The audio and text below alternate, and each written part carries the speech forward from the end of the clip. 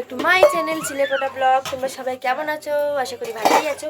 আমরাও সবাই ভালো আছি। আর আজকে সকাল থেকে ব্লগটা স্টার্ট করছি, এখন বাজে 10:30।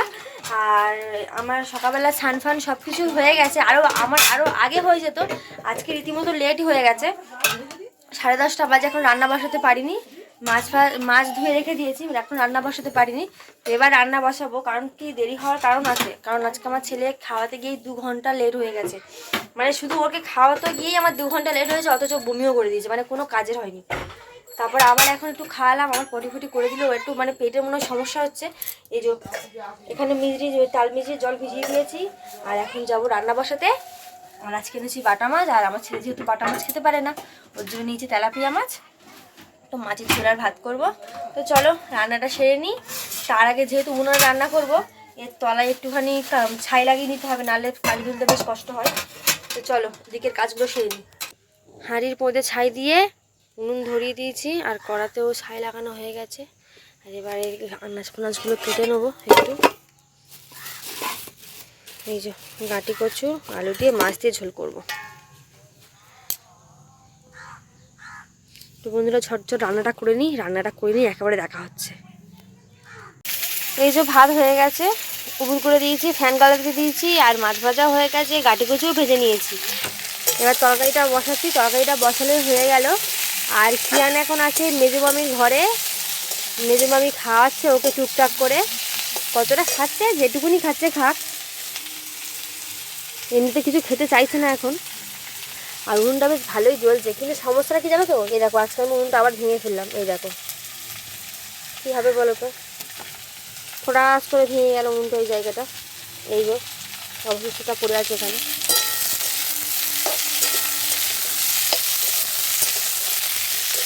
আলুটা আবার একটু আলাদা করে, মানে একটু একটু পেঁয়াজ সাথে ভেজে নিতে হচ্ছে, নাহলে আমার স্বামীজির আবার হালু নাকি গন্ধ লাগে।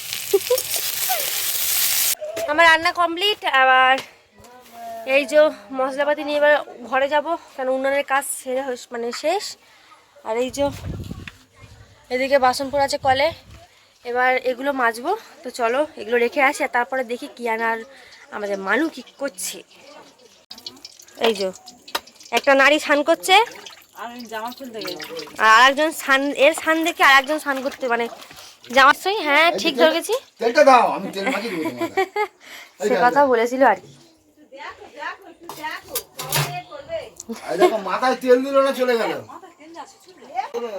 আর এদিকে আমার ঘরের অবস্থা শুরু দেখো। এবার ঘরটা একটু পরিষ্কার করতে হবে, একটু গুছাতে হবে আর কি। ইস, সব কি অবস্থাটা হয়ে আছে। আমি যে লাস্ট তখন ভিডিও অন করেছিলাম আমার ভালো করে মনেই পড়ছে না। তো সারা দিন আমার কেটে গেল। এখন বাজে সন্ধ্যে 7:30। এখন আমি ব্লগটা স্টার্ট করছি।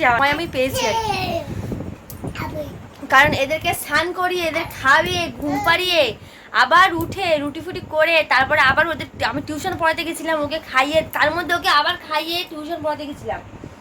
সবে আমি বাড়িতে আসলাম, এখন এসে একে একটু শান্ত করলাম। আমার বাচ্চা অশান্ত হয়ে গেছিলো। আর এই একটা ছানি, হ্যাঁ মানে দুজনে যে কি বদমাইশি সারাদিন করে, আর দুজনকে সামলাতে আমাদের মাথা খারাপ হয়ে যায় না মা। কে বনু? বনুকে বসাতো, বনুকে বসাতো। হ্যাঁ ছাড়ো না। আচ্ছা ছেড়ে দেবো, দাঁড়াও ছেড়ে দিলাম। আমার ছেলে বলছে ছাড়ো না। এখন দুজনে একটু খেলা করবো, তারপর এনাকে দিদি ভাই রুটি ভিজিয়েছ? ছপ করে আগে ওটা ভেজা, না তুই এখানে, আমি আগে ভেজাই। ভুলে একদম সর্বনাশ হয়ে যাবে, না ভেজালে সর্বনাশ। রুটিটা মিজলে খাওয়ানো যাবে না।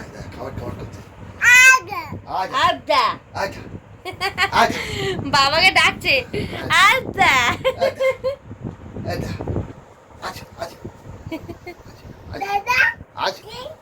হ্যাঁ কি হয়েছে? ইস গাড়ি কাছে রাখছি না।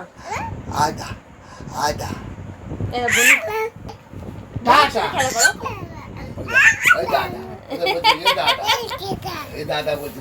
দেখেছিস তো দাদা বলছিস তো। হ্যাঁ তাহলে বনু সব উল্টে পড়ে যাচ্ছে। তুমি বলো এ বুনু এ বুনু বনু উল্টে পড়ে যাচ্ছে, দেখ বনুকে চেপে ধর, বনুকে চেপে ধর। একটা দাও। ফুটো পড়ে গেছে চেপে আসো না বসো। এ ধোয়া উঠে দেবেন কি ভাই। আর আমাদের পুচকির এত ফোনের নেশা, যদি ওর সামনে কেউ ফোন বের করেছে ও তাদেরকে হাঁ করে থাকবে। এই কানো রে, এই কুরুক কুরুক কেন? আচ্ছা আমাদের পুচকি যদি বীজ নাই তুমি সি করেছো, বীজে নাই যদি তুমি সি করেছো, দেখবে তোমার আমি কি করি। কিয়ান এখন গেছে মামাদের ঘরে আর আমি ওর খাবারটা সুযোগে মিজে নিলাম। এই যে রুইটা পুরো চটকে দিয়েছি, একদম ভালো করে একদম মিহি করে একদম চটকে নিয়েছি। এবার খেলে আমার ভাগ্য ভালো, আর না খেলে আর কি আর বলবো, কিছু বলার নেই। এই যে তিনি খেতে খেতে এখন রেস্টে গেছেন। ওই যে আমি খাওয়া দাওয়া খাটের তলায় ঢাকা দিয়ে রেখেছি, পরে খাওয়াবো বলে। এটা কি পাপা, এটা কি বাবু, এটা কি বাবু, কি বলছে মা, কি বলছে? এটা কি, এটা কি? এটা এটা কি? এটা আমার খাবার। খাওয়াই। আর আজকে ও তাড়াতাড়ি চলে এসেছে, আগে মানে আজ সোমবার তো তাড়াতাড়ি চলে আসে আজকে। এই আর একটা খাবারের তোমাদেরকে দেখাবো, দাঁড়া। এই দেখ, এটা হবে না। এটা যাও দাদাদেরকে দিয়েছি, যাও দাও দিয়ে আসো, দেখি যাও দাও বলে নাও খাবার। একটা বাটি দাও তো। বাটি বাটি দাও না। কি কি দিয়েছে? কি গো? কি বল? না, এটা স্ট্রবেরি ফল। স্ট্রবেরি না। ছোট ঠাম্মিকে খেতে বলবে তো, বল তুমিও খাও। আমার হাতে দিয়েছিল। ও তোমার হাতে দিয়েছে? কি খা? ওটা বেটে খায়। অনেক ঝামেলা। না গো, কামড়ে কামড়ে খায় ও যেমন বলে। বেটে এ আমরা কোনোদিন খাইনি এসব পালা, জানি ভালো খেতে রে, আমাকে এটা দাও। না। আরে খেতে দেখো, আরে ভালো খেতে, ভালো খেতে। এই জেঠিকে একটু দিয়ে এসে যাও। দুলো মা বলে দূর। এসব খায়। তুই একটু খেয়ে দেখ বৃহস্পতি। মামি খেয়ে তো দেখো সত্যি। আমার মুখে ভালো লাগতে হবে তার কি মনে আছে ওখানে? আরে ছোট ঠাম্মিকে দেবে তো, ছোট ঠাম্মিকে দাও। আমরা খাই না, আমাদের জানা তো মুখে লাগে। আরে নষ্ট করে না বাবা। পাকা ফল ফেটে যাবে। জেঠিমা দিয়ে আসে, না দেখবে আমি ঘুমোচ্ছি। তো বন্ধুরা এখন বাজে রাত 11:30 আর আমি কিয়ানকে অনেকক্ষণ আগে খাইয়ে ঘুম পাড়িয়ে দিয়েছি। আসলে আজকে আমি ওকে ঘুম পাড়াইনি, ওর বাবা ওকে ঘুম পাড়িয়ে দিয়েছে। আর এখনও পেট ভরে খাচ্ছে না, আর এত বিরক্ত করছে না, মানে কি বলবো, নিজেরই ভালো লাগছে না। তোমরা কি কেউ জানো কি করলে বাচ্চারা একটু খায়? আমার ছেলেটা না একদম খেতে চায় না। এই নিয়ে বাড়িতে প্রতিদিন মানে প্রত্যেকটা সময় অশান্তি, আর প্রত্যেকটা যতবার খাওয়াবো ততবার আমি রেগে যাই, মানে যতবার খাবো ততবার রেগে যাই, আমি এত বিরক্ত হয়ে যাই, একদম খেতে চায় না। এত সমস্যা হচ্ছে খাওয়া দাওয়া নিয়ে, কী বলবো।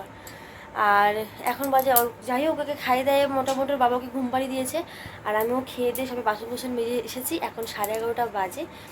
আর এখন রয়েছে এই যে দেখো, এই যে এক গামলা জামা কাপড়, এইগুলো এখন ভাঁজ করব, তারপর ঘুমাবো। তো আজকে ভিডিওটা আমি এখানে এন্ড করছি। তোমার সাথে পরে কথা হচ্ছে, আমার সরে যাবে এখন। আজকে ভিডিও আমি এখানে এন্ড করছি, দেখা হচ্ছে নতুন একটা ব্লগে। তোমরা সুস্থ থেকো, ভালো থেকো, টাটা, গুড নাইট।